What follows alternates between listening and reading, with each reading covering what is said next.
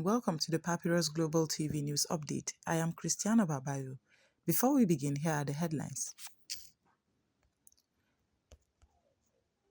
Tinubu meets 6 APC governors in Aso Rock Villa.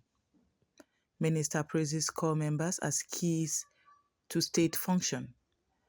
Tinubu meets governors Fubara and Wifuru behind closed doors. Tinubu orders security chiefs to rescue remaining 115 students still held after Niger abduction.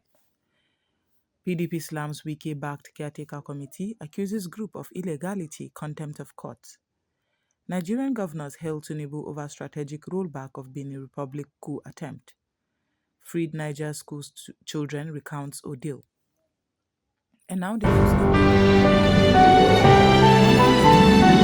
8 December convened a closed-door meeting at the presidential villa with 6 governors from his party, All Progressives Congress.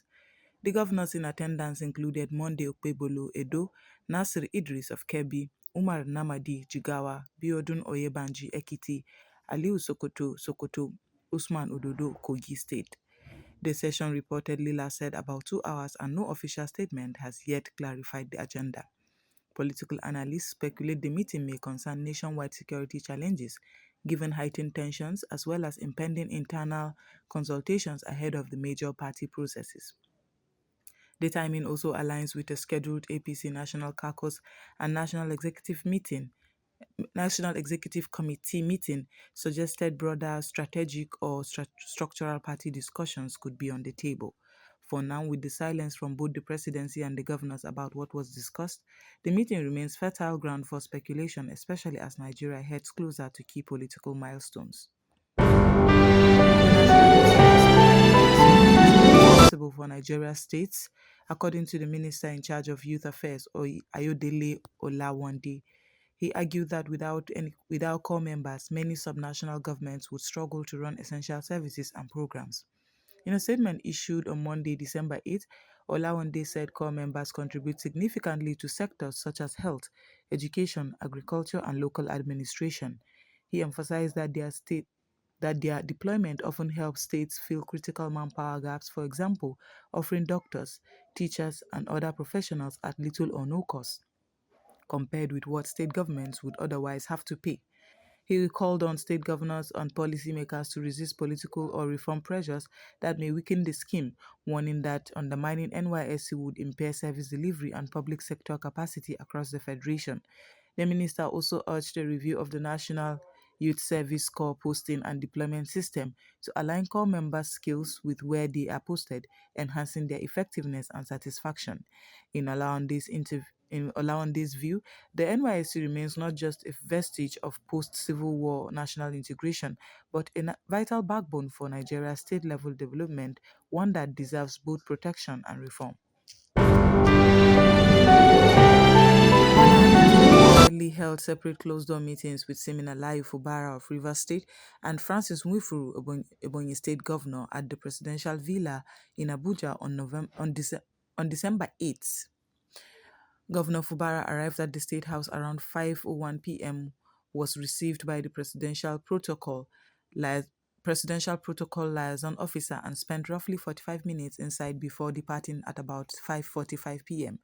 The session came amid growing political tension in Rivers State following the defection of 17 lawmakers from the State Assembly from the People's Democratic Party to the All Progressives Congress (APC), which has raised fresh speculations about Fubara's political standing and future. Governor Nwifuru's meeting preceded Fubara's and, like the first, was held privately with no public disclosure of the agenda or outcome. Observers suggest the talks may have covered issues such as security coordination in the southeast, state-federal collaboration on infrastructure, or internal party realignment. Given the timing and the players involved, the closed-door meetings have fueled speculations that the federal government might be mediating political tensions in Rivers State and possibly exploring realignment and reconciliation ahead of key national events. Has ordered a renewed intensified operation to rescue the remaining 115 students from St. Mary's Private Catholic School in Papiri, Niger State, who remain in captivity following a mass abduction on November 21st. In a statement from the presidency, The release of 100 students was welcomed, but Tinubu emphasized that all the students and other abducted Nigerians across the country must be rescued and brought back home safely. He charged security agencies, military, police, intelligence to collaborate with state authorities to ensure swift recovery of the remaining hostages. The president also reassured parents that both the federal and Niger state governments are working hand in hand to reunite kidnapped children with their families, pledging enhanced measures to safeguard schools nationwide and prevent future attacks. The renewed directive comes amid a backdrop of growing national outrage over repeated school kidnappings, mounting pressure on security agencies, and rising demands for better protection of students. The government's response aims to restore confidence and demonstrate commitment to protecting citizens, especially children. We will now go on a short break, and when we come back, the news will continue. Stay tuned. The Papyrus Global, we don't just cover events, we create cinematic experiences. From red carpets to birthdays, gala dinners, and your fairy tale weddings, we bring your moments to life with high-tech precision. Our gadgets are smarter, our lenses sharper, and our team simply world-class. Trust the Papyrus Global to tell your story in the boldest, brightest way possible.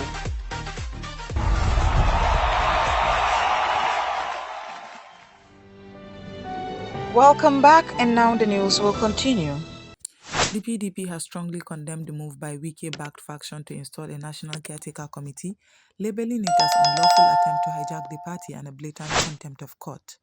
According to the party's national leadership, conveyed via a statement by its national publicity secretary, the so-called caretaker committee is fictitious and lacks legal or constitutional basis, especially as the Wike-aligned group had already been expelled from the PDP, with formal expulsion certificates to show for it.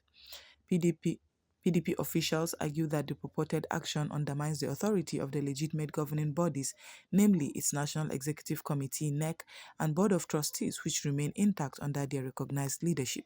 Moreover, the party pointed out that Wike's camp had earlier sought judicial intervention to nullify the outcome of the last convention, a bid that was rejected by the court.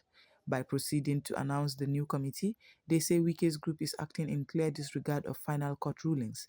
In sum, PDP insists that the action is more than a factional dispute. It is an attempt to politically incapacitate the party via illegal maneuvers. Publicly commended President Bola Ahmed Tinubu for Nigeria's swift military intervention that helped foil a recent coup attempt in Benin Republic, calling the action a vital strategic rollback for regional stability. In a statement released on Monday, 8 December, the NGF noted that had the coup succeeded, the ripple effects could have seriously threatened Nigeria's own security, given shared borders and existing insurgent risk in nearby regions. According to the governors, Tinubu's decision to accede to the Benin government request for support deploying air and ground forces under the mandate of regional democratic protocols reaffirmed Nigeria's commitment to defending constitutional governance beyond its borders. They argued that the move not only preserved democracy in Benin, but also safeguarded Nigeria's national interest, protecting trade corridors, border states, and preventing potential spillover of conflict from the Sahel or militant-infested zones adjoining Benin.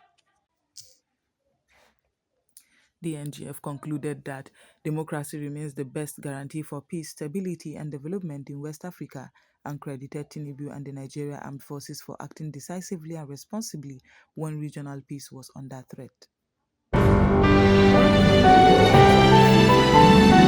Mass abduction at St. Mary's Catholic School in Papiri, Niger State, has described harrowing conditions endured while held by their captors. They were forced to sleep beside a river on trampolines and warned to keep silent under threat of death if they made noise. The pupils said that at various points during the 2-week abduction period, armed men changed their hiding spots frequently, a tactic believed to be meant to evade security force raids. Captors reportedly gave them trampolines to lie on and strict orders to not speak. The rescue of the 100 children was announced by the federal and Niger state governments on 7-8 December 2025. The group had originally kidnapped 315 people, 303 students, and 12 teachers from the boarding school on on November 21st. 50 people reportedly escaped within the first 24 hours. Authorities said the freed children were recovered from a forest hideout in Wawa Forest following a coordinated security operation. Many parents have reacted with deep relief mixed with lingering anxiety over the remaining hostages. As of now, approximately 165 persons, students and staff, are still unaccounted for.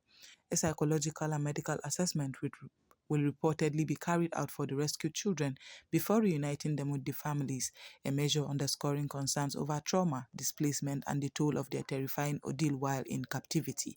The survivors' testimonies, sleeping outdoors beside a river under constant threat of violence, and unsure of when or if they would ever go home, has reignited national and international outrage over the country's worsening school kidnapping crisis and renewed calls for urgent structural reforms to protect children and ensure school safety. And that's all we have on the news update on Papyrus Global TV. I am Christiana Babayo. Thanks for joining us.